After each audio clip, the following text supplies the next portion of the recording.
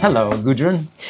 Hi, Andy. Let's talk about it. I'm super excited to meet you today. First time that we met live, and but not the last time because I hope not. super happy. Well, we're coming. Yeah, we definitely see each other in March. We're gonna year. see each other. Yeah, absolutely. It seems like a long time, but it's not. It's not. Quickly, it's gonna go. Time's gonna fly. I'm glad we're planning this now. Yeah, sure, absolutely. Very good, yeah. Absolutely.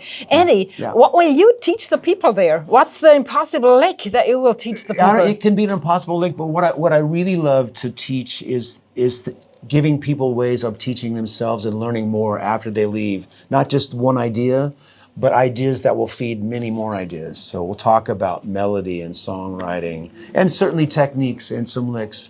But I like to cover things in a very broad way, a lot of foundations that we all need to work on. You know, time and bending and just being in tune. Some important things that people on all levels really need to work on. Me included. If you're a beginner, I'm going to help you a lot. If you're advanced, I can help you too, because it's stuff that I'm working on. So there's plenty to cover. So I like to share whatever knowledge I've gathered in all these years of playing. I've been playing for 55 years. I should be a lot better, but I'm still working on it. What are you working on? What are the newest innovations? What are the newest techniques that you just recently learned? For me, there's certainly there's so many great technician guitar players that I see online. So sometimes I stop and try to work on some of the flashy stuff, but I tend to go backwards and find melodies that really reach to me. Like today I was learning Chet Baker solos on jazz standards.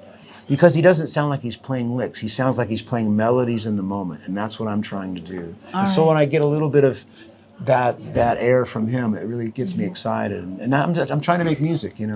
Technique is important. We need to have the foundational abilities to do these things. But at the end of the day, I just want to make music that people enjoy to hear. And if there's some flashy stuff, that's cool too. But it's about balance for me. So if I get you right, there's no music, just playing music theory.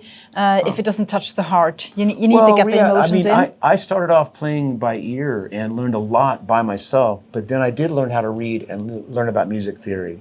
So it is very helpful, especially for communication and for teaching. But it's not always necessary. The bottom line is connecting with the instrument and then putting that feeling into the music for folks that want to hear it. That's the idea. Is there any young guitar player that influences you? I can't see that there's a younger player that influences me, but I listen to a lot of younger players, and I enjoy, my main influences tend to be my older heroes, But I think that's pretty natural.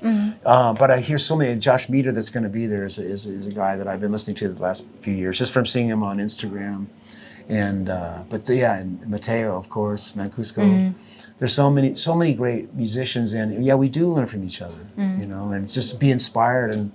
But at the end of the day, you have to realize that we can only be the best version of ourselves, and getting to that place to where we don't have to be Alan Holdsworth or we don't have to be Josh Meader, but let them influence us, and then we do the best we can. And it took me a few years to figure that out, Yeah, but I like the spirit, and I think this is also what the campers can then take with them. Absolutely, that's the beauty of it. Just realize, okay, all you got to do, but it just takes time. You just got to keep doing it. There are so many people in Japan and Korea who are a part of your fellowship. Yeah. Why there? Why do you have such a big fellowship over there?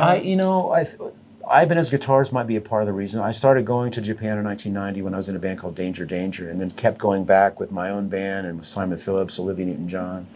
And then I did a lot of guitar clinics for Ibanez all over Southeast Asia. And so I think having been there, helps a lot. But there's just a lot of guitar fans in general in that part of the world, So I'm just always blown away that we have fans here in Austria and Italy where we're touring and all over the world. But it's a much smaller place now because of the internet. We get to know each other very easily.